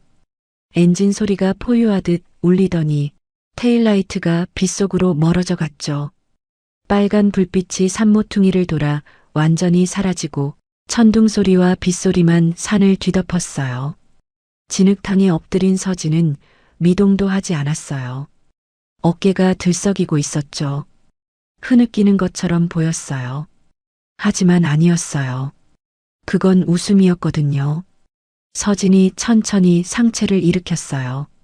진흙이 범벅된 얼굴에서 아까까지의 공포와 애원은 흔적도 없이 사라져 있었죠. 대신 그 자리엔 서늘한 냉기가 흐르고 있었어요. 3년간 단 한 번도 보여준 적 없는 진짜 얼굴이었죠. 그녀가 젖은 옷 안쪽을 뒤졌어요. 방수팩에 쌓인 최신형 스마트폰이 나왔죠. 벙어리 며느리에게는 어울리지 않는 업무용 고급 기종이었어요. 서진이 저장된 번호 하나를 눌렀어요. 신호음이 2번 울리고 상대가 받았죠. 그리고 3년간 단 한 번도 소리내어 말한 적 없던 그 입술이 열렸어요. 나야. 놀랍도록 맑고 차갑고 우아한 목소리였어요. 그 어떤 장애의 흔적도 없는 완벽한 발음이었죠. 시작해. 한 놈도 남기지 말고 싹 다 털어버려. 전화기 너머에서 낮은 남자 목소리가 들려왔어요. 기다리고 있었습니다. 팀 전원 대기 중입니다. 서진이 천천히 자리에서 일어났어요. 진흙이 원피스에서 뚝뚝 떨어졌지만 그녀는 아랑곳하지 않았죠. 폭우 속에 선 그녀의 실루엣은 버림받은 아내가 아니라 마침내 전쟁을 선포한 사령관 같았어요. 3년이야. 그 집안이 나한테서 빼앗은 것들. 하루도 잊은 적 없어. 그녀의 눈에 번개가 비쳤어요. 그 안에 서린 건 슬픔이 아니었죠. 3년을 갈아 만든 시퍼렇게 벼려진 칼날 같은 것이었어요. 자료 정리 다 됐지? 예. 백회장 비자금 루트, 장남 백도윤 씨의 해외 도피성 자금, 시어머니 주도의 부동산 명의 세탁까지. 전부요. 서진의 입꼬리가 올라갔어요. 좋아. 근데 그건 에피타이저고. 그녀가 산 아래를 내려다봤어요. 빗속에서도 서울 방향의 불빛이 희미하게 보였죠. 메인 디쉬는 따로 있어. 3년 전 그날 밤 진짜 무슨 일이 있었는지 이제 세상이 알게 될 거야. 그때였어요. 저 멀리 산모퉁이에서 헤드라이트 불빛이 다시 나타났어요. 아까 그 검은 세단이었죠. 남편 백도윤이 돌아오고 있었어요. 서진의 눈이 가늘어졌어요. 끊어. 손님이 왔네. 그녀가 전화를 끊고 휴대폰을 재빨리 품에 감췄어요. 그리고 순식간에 아까의 서늘한 눈빛이 사라졌죠. 대신 겁에 질리고 지치고 절망한 벙어리 아내의 얼굴이 돌아왔어요. 서진이 다시 진흙탕에 주저앉았어요. 세단이 가까워지고 있었죠. 차 안에서 도윤의 목소리가 들려왔어요. 창문을 내리며 짜증 섞인 어조로 말했죠. 야, 결혼할 때 예물로 해준 다이아 목걸이. 내 거라고 착각하지 마. 어머니가 가져오래. 서진이 고개를 들었어요. 눈물과 빗물이 뒤섞인 얼굴로 천천히 목 뒤로 손을 가져갔죠. 떨리는 손으로 목걸이를 풀어 내밀었어요. 도윤이 차에서 내리지도 않고 목걸이를 낚아챘어요. 이번엔 진짜 안녕이야. 차가 다시 출발했어요. 이번에는 속도를 더 내서 순식간에 어둠 속으로 사라졌죠. 서진은 그 테일라이트가 완전히 보이지 않을 때까지 기다렸어요. 그리고 다시 천천히 일어났죠. 그녀의 입술이 빗속에서 움직였어요. 소리 없이 하지만 뚜렷하게. 그래, 가져가. 다 가져가. 그녀의 눈이 차갑게 빛났어요. 어차피 전부 토해내게 될 테니까. 검은 세단의 테일라이트가 산모퉁이를 돌아 완전히 사라졌어요. 그제야 산길 반대편 숲 사이에서 움직임이 있었죠. 라이트를 끈 채 대기하던 검은 SUV 한 대가 소리 없이 다가왔어요. 도윤이 되돌아오는지 확인하기 위해 일부러 기다린 거였죠. 차가 서진 앞에 멈춰서자 운전석에서 중년 남자가 내렸어요. 검은 정장에 단정한 헤어스타일. 한쪽 귀에는 무선 이어피스가 꽂혀 있었죠. 그가 우산을 펼쳐 서진의 머리 위를 덮으며 허리를 깊이 숙였어요. 대표님, 고생 많으셨습니다. 서진의 입꼬리가 살짝 올라갔어요. 아까까지 진흙 속에서 애원하던 벙어리 아내의 모습은 온데간데 없이 사라졌죠. 대신 그 자리엔 부하의 예우를 당연하게 받아들이는 한 사람의 수장이 서 있었어요. 한 팀장, 차에 내가 시킨 것 있지? 예, 준비해뒀습니다. 서진이 SUV 뒷좌석에 올라탔어요. 한 팀장이 무릎 담요와 따뜻한 타월을 건넸죠. 차 안에는 이미 실크 수트 한 벌과 메이크업 파우치, 그리고 최신형 태블릿 PC가 놓여 있었어요. 차가 출발했어요. 서진은 젖은 옷을 갈아입고 흐트러진 머리카락을 정돈했죠. 잠시 후 차 안에는 전혀 다른 사람이 앉아 있었어요. 검은 실크 재킷, 날카롭게 빗어넘긴 머리, 그리고 무엇보다 모든 것을 꿰뚫어 보는 듯한 서늘한 눈빛. 3년간 백씨 가문의 벙어리 며느리로 살았던 여자는 사라지고 세진그룹 실소유주 윤서진이 돌아와 있었어요. 서진이 태블릿을 켜자 여러 개의 화면이 동시에 떠올랐어요. 실시간 CCTV 영상들이었죠. 백씨 가문 본가의 거실, 복도, 안방, 그리고 도윤의 개인 서재까지. 웃긴 건 이 카메라들을 설치한 게 시어머니 본인이라는 거예요. 3년 전 며느리를 감시하겠다며 집 곳곳에 CCTV를 설치했거든요. 관리는 새로 들인 집사에게 맡겼죠. 본인이 직접 면접 보고 뽑은 충직한 사람이라고 자랑했어요. 하지만 그 집사는 처음부터 서진의 사람이었죠. 시어머니가 며느리를 감시하는 동안 그 영상은 고스란히 서진에게 전송되고 있었어요. 그들의 감시욕이 스스로 구멍을 만든 셈이었죠. 백도윤은 10분 전 자택 도착했습니다. 지금은 한 팀장이 말끝을 흐렸어요. 서진이 화면 하나를 확대하자 도윤의 침실이 보였죠. 그 안에는 도윤 혼자가 아니었어요. 긴 생머리에 붉은 원피스를 입은 젊은 여자가 도윤의 품에 안겨 있었죠. 내 연녀 정유라. 서진의 표정은 변하지 않았어요. 오히려 재미있다는 듯 입꼬리가 살짝 올라갔죠. 화면 속에서 도윤이 서진에게서 빼앗은 다이아 목걸이를 유라의 목에 걸어주고 있었거든요. 서진이 창밖으로 시선을 돌렸어요. 빗줄기 너머로 서울의 불빛이 점점 가까워지고 있었죠.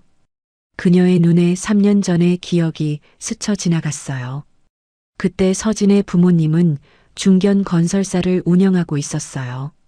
작지만 탄탄한 회사였죠.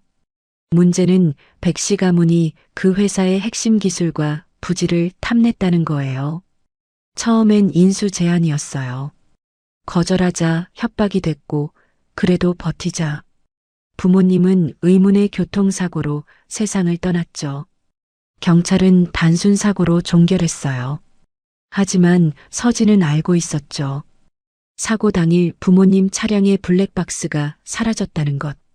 그리고 그 시각 백씨 가문의 사람들이 현장 근처에 있었다는 것을요. 장례식장에서 서진은 결심했어요. 복수하겠다고. 그들이 빼앗은 모든 것을 되찾고 그들이 숨긴 모든 진실을 세상에 드러내겠다고요. 그래서 그녀는 입을 다물었어요.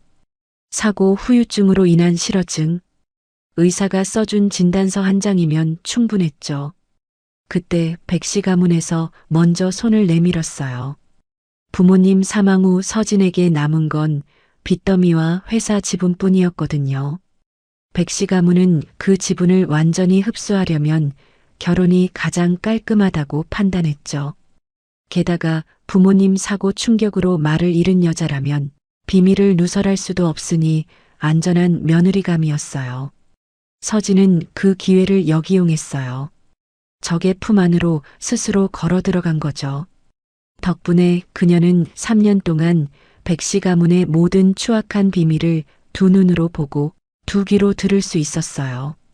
비자금 조성, 뇌물수수, 부동산 명의 세탁, 그리고 부모님의 죽음에 대한 진짜 진실까지요. 대표님, 한 팀장의 목소리에 서진이 현실로 돌아왔어요. 내일 아침 예정대로 진행할까요? 서진이 고개를 끄덕였어요. 그녀의 입술에 차가운 미소가 번졌죠. 그래, 선물 보내줘야지. 오랜만에 목소리도 들려주고. 다음 날 아침이었어요. 도윤은 숙취에 찌든 얼굴로 침대에서 일어났어요. 옆자리엔 유라가 아직 자고 있었죠. 그가 핸드폰을 집어들었을 때 알 수 없는 번호로 메시지 하나가 와 있었어요. 동영상 파일 1개.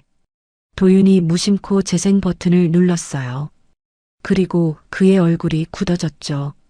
화면 속에는 어젯밤 산길의 장면이 고스란히 담겨 있었어요.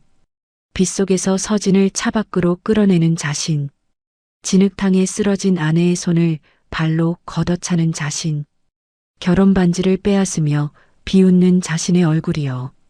뭐야 이게. 도윤이 벌떡 일어났어요. 떨리는 손으로 발신 번호에 전화를 걸었지만 연결되지 않았죠.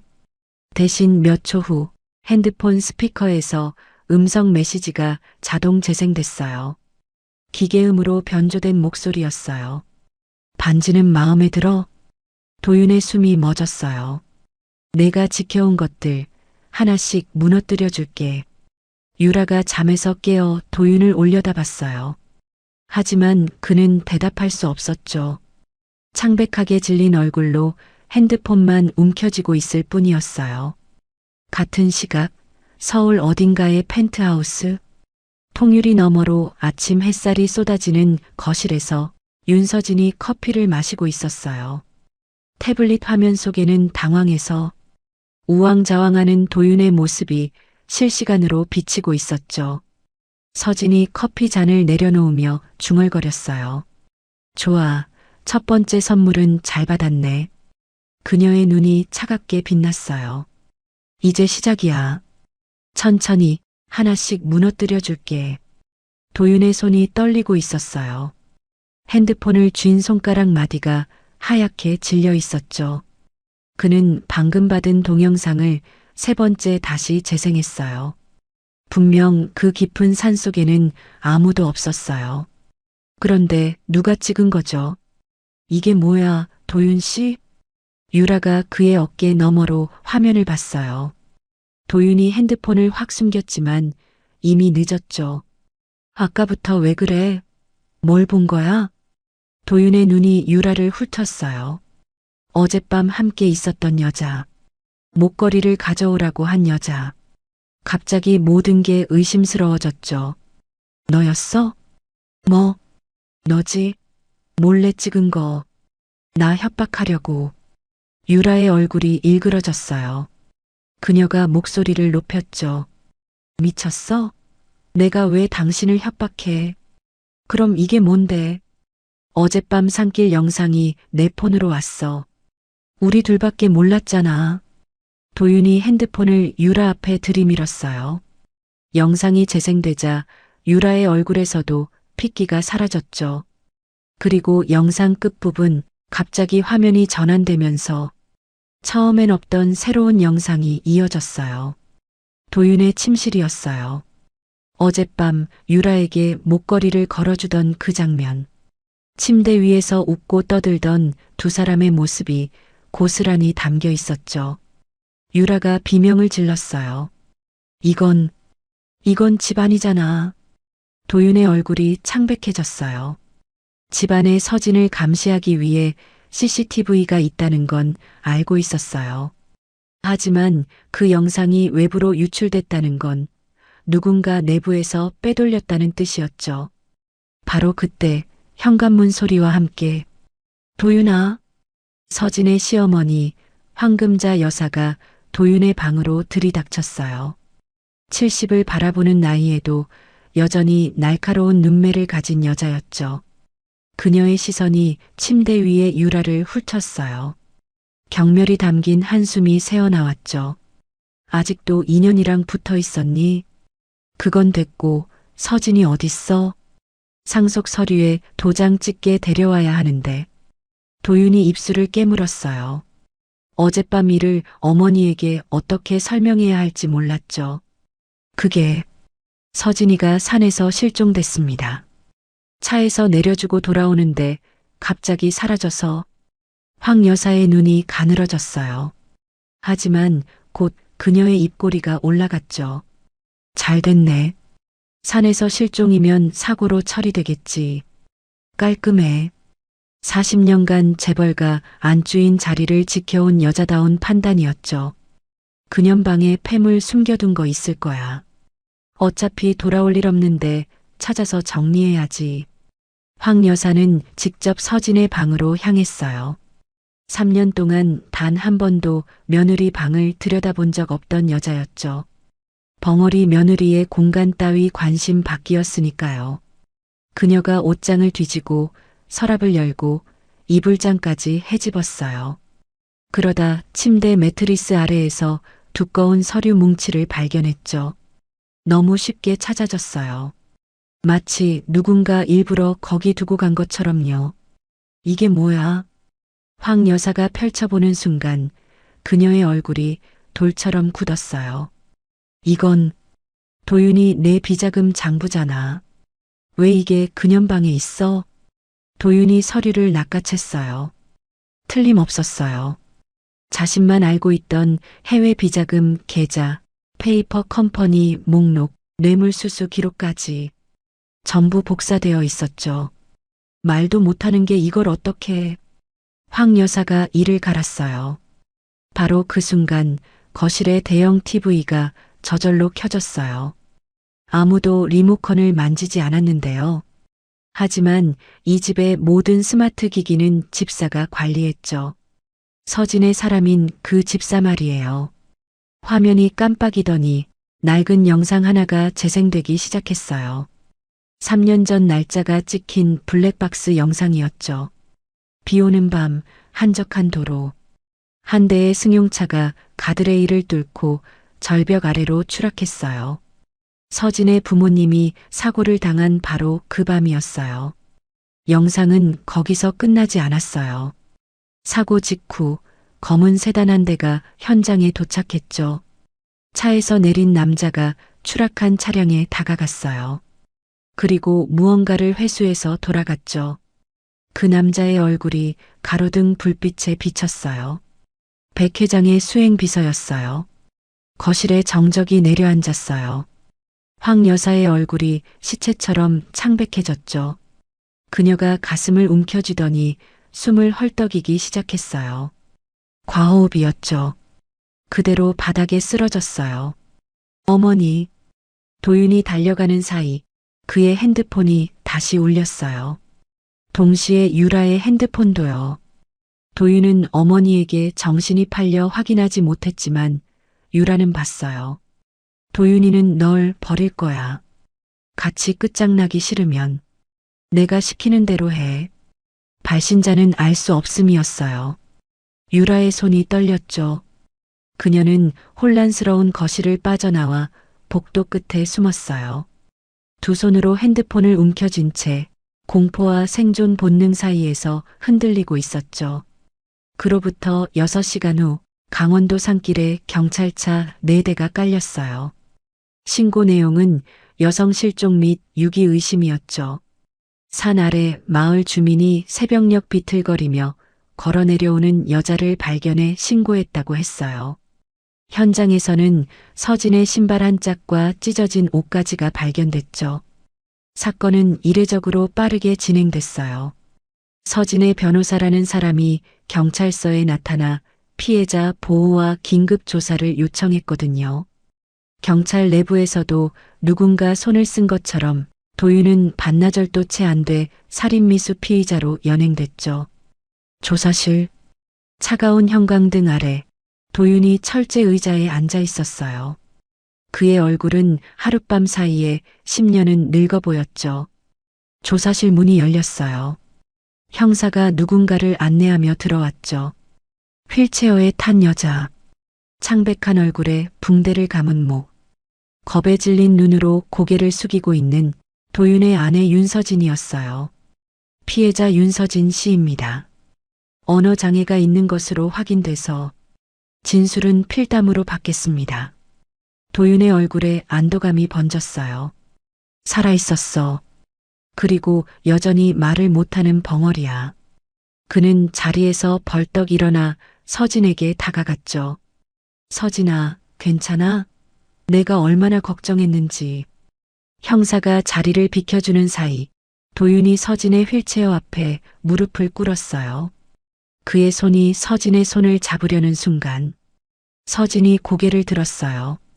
그녀의 눈이 도윤을 똑바로 바라봤어요. 거기엔 공포도 슬픔도 애원도 없었죠.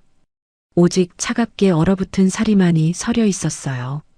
서진이 도윤의 귀에 입술을 가까이 댔어요. 그리고 속삭였죠. 형사에게는 들리지 않을 만큼 작게, 하지만 도윤에게는 천둥처럼 또렷하게. 반가워, 살인자 남편. 도윤의 눈이 휘둥그레졌어요. 입술이 파르르 떨렸죠. 서진이 다시 고개를 숙였어요. 겁에 질린 벙어리 아내의 얼굴로 돌아가면서요. 하지만 그녀의 입꼬리가 머리카락에 가려진 채로 살짝 올라가 있었어요. 여러분, 여기까지 이야기 어떠셨어요? 3년 동안 말 한마디 못하는 척 참아온 서진이 드디어 진짜 모습을 드러내기 시작했죠. 남편한테 버림받던 그 순간에도 웃고 있었던 서진의 눈빛 잊히지 않으시죠? 그런데 말이에요. 아직 진짜 복수는 시작도 안 했답니다. 과연 백씨 가문은 이 폭풍을 버텨낼 수 있을까요? 서진이 어디까지 무너뜨릴지 끝까지 함께 해주세요. 조사실 안에 도윤의 절규가 울려 퍼졌어요. 형사님, 방금 들었죠? 저 여자가 나한테 살인자라고 했어요. 벙어리 아니라고요. 도윤이 벌떡 일어나 형사의 팔을 붙잡았어요. 그의 눈은 충혈되어 있었고 목소리는 갈라져 있었죠. 하지만 형사는 그런 도윤을 한심하다는 눈으로 쳐다볼 뿐이었어요. 백도윤 씨, 지금 피해자 코스프레 하시는 겁니까? 아니, 진짜라니까요. 저 여자가 방금 언어장애 진단서가 3년치나 있어요. 아픈 아내를 산에 버린 것도 모자라서 이제는 헛것까지 들린다고요? 형사가 도윤을 밀어냈어요. 그 뒤에서 서진이 겁에 질린 표정으로 몸을 웅크리고 있었죠. 휠체어에 앉은 채 떨리는 어깨, 눈물이 그렁그렁한 눈. 누가 봐도 폭력적인 남편에게 시달려온 가엾은 아내의 모습이었어요. 피해자분, 괜찮으세요? 필담으로 진술하시면 됩니다. 형사가 종이와 펜을 서진에게 건넸어요. 서진이 떨리는 손으로 펜을 잡았죠. 천천히 한 글자씩 또박또박 적어 나갔어요. 남편이 무서워요. 산에서 저를 밀칠 때 그 눈빛이 잊히지 않아요. 죽는 줄 알았어요. 형사가 그 글을 읽으며 고개를 끄덕였어요. 그리고 도윤을 향해 돌아섰죠. 눈빛이 칼날처럼 날카로웠어요. 백도윤 씨, 지금 상황 파악이 안 되시나 본데. 살인미수의 유기치사 미수까지 최소 징역 10년은 각오하셔야 합니다. 아니, 저 여자가 거짓말을. 형사가 조서를 작성하느라 고개를 돌린 찰나였어요. 서진이 도윤을 똑바로 바라봤죠. 그리고 입술만 움직였어요. 소리 없이, 하지만 너무나 또렷하게. 멍청하긴. 도윤의 눈이 휘둥그레졌어요. 입술이 파르르 떨렸죠. 하지만 형사가 다시 돌아보자 서진은 이미 겁에 질린 얼굴로 고개를 숙이고 있었어요. 도윤은 미칠 것 같았어요. 눈앞에서 벌어지는 서진의 두 얼굴. 아무도 믿어주지 않는 진실. 그는 머리를 쥐어뜯으며 주저앉았죠. 같은 시각 서울의 한 대학병원 VIP 병실이었어요. 황금자 여사가 침대에서 눈을 떴어요. 옆에는 개인 비서가 대기하고 있었죠. 도윤이는 경찰서에 연행되셨습니다. 살인미수 혐의로. 황 여사의 눈이 번뜩였어요. 그녀가 비서의 손을 잡아당기며 속삭였죠. 윤서진, 그년이 살아 돌아오면 안 됐어. 사람 보내서 조용히 처리해. 사모님, 그건 내가 40년 동안 이 집안 지켜온 게 그년 때문에 무너질 순 없어. 돈은 얼마든지 줄 테니까 깔끔하게 해. 비서가 고개를 숙였어요. 하지만 그의 눈빛이 잠깐 흔들렸죠. 품 안의 녹음기는 이미 돌아가고 있었어요. 그 시각 도윤의 저택에서는 유라가 서재를 뒤지고 있었어요. 어젯밤 서진에게서 온 메시지가 그녀의 머릿속을 맴돌았죠. 도윤이는 널 버릴 거야. 같이 끝장나기 싫으면 내가 시키는 대로 해. 유라는 알았어요. 이 판의 주인이 이미 바뀌었다는 것을요. 금고를 열자 검은 가죽 수첩이 나왔어요. 도윤이 그토록 숨기려 했던 진짜 장부였죠. 해외 비자금 계좌, 정치권 뇌물 리스트, 그리고 3년 전 서진 부모님 사고에 쓰인 돈의 출처까지. 유라가 수첩을 품에 넣고 현관으로 향했어요. 문을 열자마자 검은 정장을 입은 남자 2명이 서 있었죠. 정유라 씨, 저희와 함께 가시죠. 변호사님도 동석해 계십니다. 누구세요? 윤 대표님께서 기다리고 계십니다. 그 수첩이랑 같이요. 보호해 드리겠습니다. 유라의 얼굴이 새하얗게 질렸어요. 하지만 이상하게도 공포보다는 안도에 가까운 감정이 스쳤죠. 도윤 곁에 있는 것보다는 나을지도 모른다는 생각이었어요. 경찰서 복도였어요. 변호사의 도움으로 잠시 조사가 중단됐어요. 도윤이 화장실로 향하던 중 복도 끝에서 휠체어를 탄 서진과 마주쳤죠. 비상구 앞 CCTV 사각지대였어요. 우연이 아니었죠. 서진이 한 팀장을 시켜 미리 경찰서 도면을 입수해뒀거든요. 주변에는 아무도 없었어요. 도윤의 눈에 핏발이 섰어요. 그가 서진에게 달려들었죠. 멱살을 잡으려는 순간 서진이 휠체어에서 벌떡 일어났어요. 도윤의 손목을 가볍게 쳐내며 그의 귀에 입술을 가까이 댔죠. 소름 끼치도록 차분한 목소리였어요. 도윤아, 내 엄마가 지금 나 죽이려고 사람 보냈더라. 도윤의 숨이 멎었어요. 근데 어쩌지? 그 사람이 지금 내 엄마 목을 조르러 가고 있는데. 무슨 소리야? 비서 말이야. 3년 전부터 내 사람이었어. 방금 내 엄마가 살인 교사한 거 다 녹음됐고. 서진이 한 발 물러섰어요. 그녀의 입꼬리가 천천히 올라갔죠. 뉴스 한번 확인해봐. 바로 그때 도윤의 핸드폰이 울렸어요. 뉴스 속보 알림이었죠. 3년 동안 모아둔 증거들이 오늘 아침 여러 곳에 동시에 전달됐어요. 검찰, 국세청, 금융감독원, 그리고 언론사까지. 한번 터지기 시작하자 감추려던 것들이 줄줄이 엮이기 시작했죠. 속보 XX건설 황금자 여사, 살인 교사 및 횡령 혐의로 병원 현장 체포. 속보 3년 전 윤 씨 부부 사망 사고, 타살 정황 포착. 경찰 재수사 착수. 도윤의 다리가 풀렸어요. 복도 바닥에 주저앉으며 그는 미친 사람처럼 웃기 시작했죠. 하하하. 웃음인지 울음인지 모를 소리가 복도에 울려 퍼졌어요. 그가 머리를 쥐어뜯으며 비명을 질렀죠. 너 대체 누구야? 윤서진이 아니잖아. 대체 누구냐고. 서진은 그런 도윤을 차갑게 내려다봤어요. 그리고 다시 휠체어에 앉았죠. 겁에 질린 벙어리 아내의 얼굴로 돌아가면서요. 복도 끝에서 형사가 뛰어오고 있었어요. 서진이 떨리는 손으로 형사에게 종이를 내밀었죠. 남편이 갑자기 저를 밀쳤어요. 무서워요. 형사가 바닥에 쓰러진 도윤을 내려다봤어요.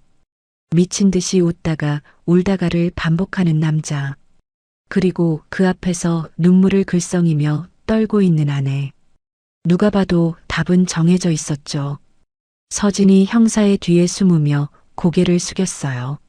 하지만 머리카락 사이로 보이는 그녀의 눈은 바닥에 쓰러진 도윤을 차갑게 내려다보고 있었죠. 모든 건 계획대로였어요. 백 회장은 쉽게 무너지지 않았어요. 도윤과 황 여사가 구치소에 수감된 지 사흘째. 백 회장은 국내 최대 로펌을 선임하고 기자회견을 열었죠. 카메라 앞에 선 그의 얼굴엔 당당함마저 서려 있었어요. 제 아들은 오래전부터 정신적인 문제가 있었습니다. 아내 역시 독단적으로 행동한 것이고 저는 전혀 알지 못했습니다. 그는 가족을 방패 삼아 자신을 지키려 했어요. 거기서 끝이 아니었죠. 오히려 저희 집안이 피해자입니다. 윤서진이라는 여자가 돈을 노리고 우리 집안에 접근했고 가정을 파탄냈습니다. 백 회장과 우호적인 매체들이 일제히 서진을 향한 의혹 기사를 쏟아냈어요. 금전 목적의 결혼, 계획적 접근, 재벌가 노린 사기혼. 여론이 흔들리기 시작했죠. 40년 동안 재벌 총수 자리를 지켜온 남자의 반격은 만만치 않았어요. 하지만 서진은 이미 준비하고 있었죠. 백 회장 기자회견 이틀 후 서울 프레스센터 대회의장이었어요.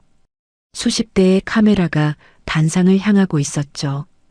기자들의 웅성거림이 가득한 가운데 무대 위로 한 여자가 올라왔어요. 정유라였죠. 백도윤의 내연녀가 왜 여기 있는 거지?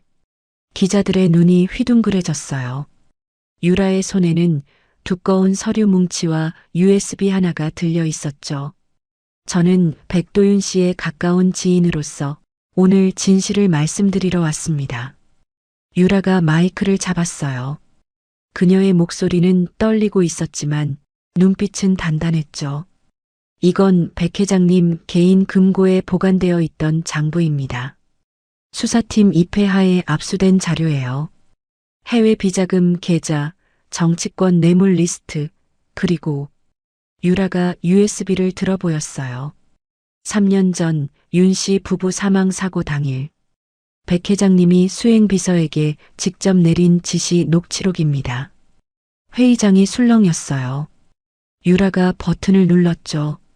스피커에서 백 회장의 목소리가 흘러나왔어요. 깔끔하게 처리해. 블랙박스는 반드시 회수하고. 기자들의 카메라 셔터 소리가 폭풍처럼 쏟아졌어요. 유라가 마이크를 다시 잡았죠. 백 회장은 이 모든 것을 알고 있었고 직접 지시했습니다. 가족 탓으로 돌리는 건 거짓말입니다. 유라가 숨을 고르며 덧붙였어요. 저는 오늘부터 수사기관의 증인으로 협조하고 신변 보호를 요청했습니다. 더 이상 숨지 않겠습니다. 내연녀가 정의의 편에서 입을 여는 순간이었어요. 악의 축이었던 여자가 던진 폭탄은 백 회장의 방어선을 산산조각 냈죠. 일주일 후 서울중앙지방법원이었어요. 백 회장의 구속영장 실질심사가 열리는 날이었죠. 법원 앞은 취재진과 시민들로 가득했어요.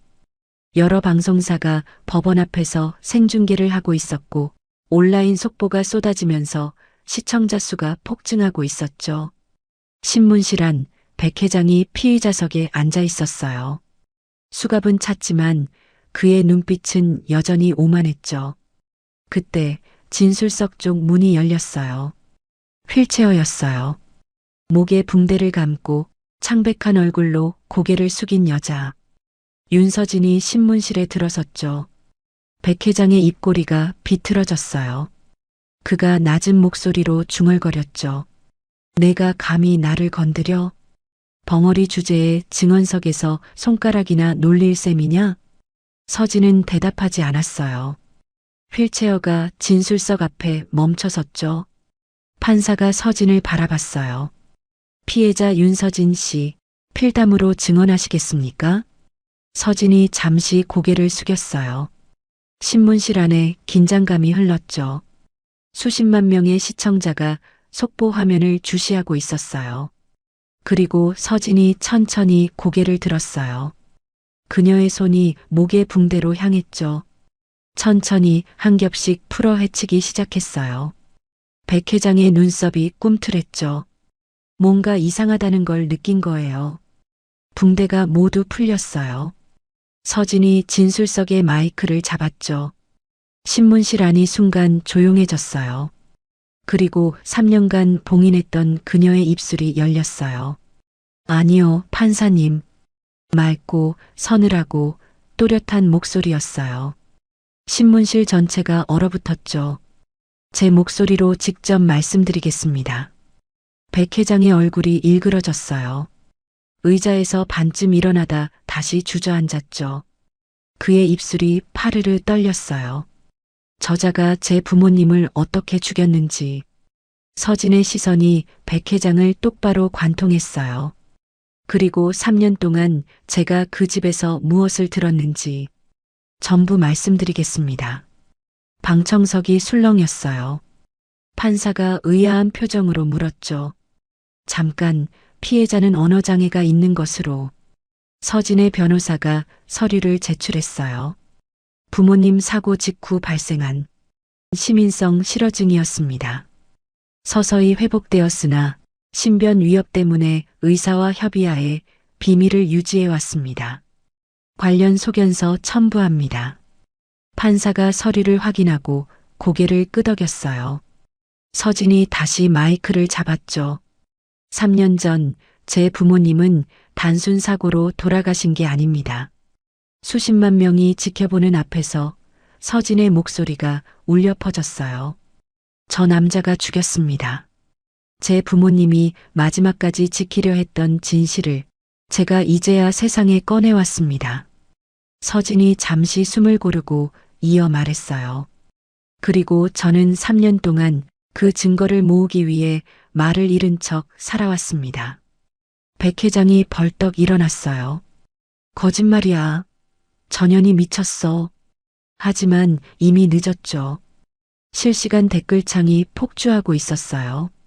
소름, 대박, 3년을 참았다고? 진짜 복수국이다. 여론은 완전히 뒤집혔어요. 같은 시각, 구치소 TV 앞에서 도윤이 화면을 보고 있었어요. 아내의 목소리가 흘러나오고 있었죠. 그 맑고 서늘한 목소리가요. 도윤은 벽을 향해 미친 듯이 주먹을 내리쳤어요. 몇 번을 쳐도 아무것도 바뀌지 않았죠. 서진이 마지막으로 말했어요. 엄마, 아빠, 이제 말할 수 있게 됐어요. 그녀의 눈에서 눈물 한 방울이 흘러내렸어요. 하지만 입술은 단단히 다물려 있었죠. 3년간의 침묵이 마침내 끝났어요. 백 회장에게 징역 25년이 선고됐어요. 살인교사, 증거인멸, 횡령, 뇌물수수. 죄목이 줄줄이 이어졌죠. 재판장이 판결문을 읽는 동안 백 회장은 고개조차 들지 못했어요. 40년간 재계를 호령하던 남자의 최후치고는 너무나 초라했죠. 판결과 함께 백씨 집안의 전 재산에 대한 몰수와 추징이 시작됐어요. 강남의 화려했던 저택은 압류 딱지로 도배됐죠. 가구 하나, 그림 하나까지 모조리 경매에 넘어갔어요. 도윤은 구치소 독방에 갇혔어요. 밤마다 서진의 목소리가 환청처럼 들렸거든요. 반가워, 살인자 남편 그 말이 귓가에 맴돌 때마다 그는 비명을 질렀죠. 결국 정신과 치료를 받아야 했어요. 3년간 벙어리 아내를 무시했던 남자가 이제는 그 목소리에서 벗어나지 못하고 있었죠. 그들이 그토록 지키려 했던 이름과 부가 모래성처럼 무너져 내렸어요. 유라는 증인 협조의 대가로 집행유예를 선고받았어요. 법원을 나서는 그녀의 손에는 작은 봉투 하나가 들려 있었죠. 서진이 보낸 거였어요. 봉투를 열자 서류 한 장이 나왔어요. 유라가 기대했던 보석도 현금도 아니었죠. 서울 외곽의 작은 반찬 가게 계약서였어요. 그리고 메모 한 장. 화려한 가짜 말고 내 손으로 읽어낸 진짜 삶을 살아봐. 윤서진. 유라의 눈에 눈물이 고였어요. 그건 가장 잔인하면서도 어쩌면 유일한 구원이었죠. 재벌가의 내연녀로 살았던 여자에게 서진은 새로운 시작을 던져준 거였어요. 일주일 후 맑은 가을 하늘 아래였어요. 서울 근교의 한적한 공원묘지. 윤 씨 부부의 묘비 앞에 한 여자가 서 있었죠. 검은색 수트를 완벽하게 차려입은 여자. 윤서진이었어요. 법정에서도 경찰서에서도 그녀는 늘 가장 약한 척했어요. 그래야 적들이 방심하니까요. 3년간의 모든 것이 처음부터 끝까지 계산된 전략이었어요. 서진이 묘비 앞에 무릎을 꿇었어요. 그녀의 손이 차가운 대리석을 쓰다듬었죠. 엄마, 아빠. 더 이상 서늘하지 않았죠. 떨리고 따뜻하고 그리운 목소리였어요. 다 끝났어. 그 사람들, 이제 다 감옥에 있어. 나 이제 안 울어. 아빠가 싫어했잖아. 내가 우는 거. 서진의 눈에서 눈물이 흘러내렸어요. 하지만 그녀는 웃고 있었죠. 근데 오늘은 좀 울어도 되지? 묘비 앞에서 그녀는 한참을 울었어요. 3년간 참았던 눈물이었죠. 복수를 위해 삼켜야 했던 슬픔, 분노, 그리움이 한꺼번에 쏟아져 나왔어요. 울음이 그치고 서진이 자리에서 일어났어요. 그리고 부모님께 깊이 절을 올렸죠. 엄마, 아빠, 이제 나 잘 살게. 지켜봐줘. 6개월 후 서울 한복판의 대형 컨벤션 센터였어요. 세진그룹 신임 회장 취임식 및 윤서진 재단 설립 기념식. 수백 명의 기자와 하객이 자리를 채웠어요.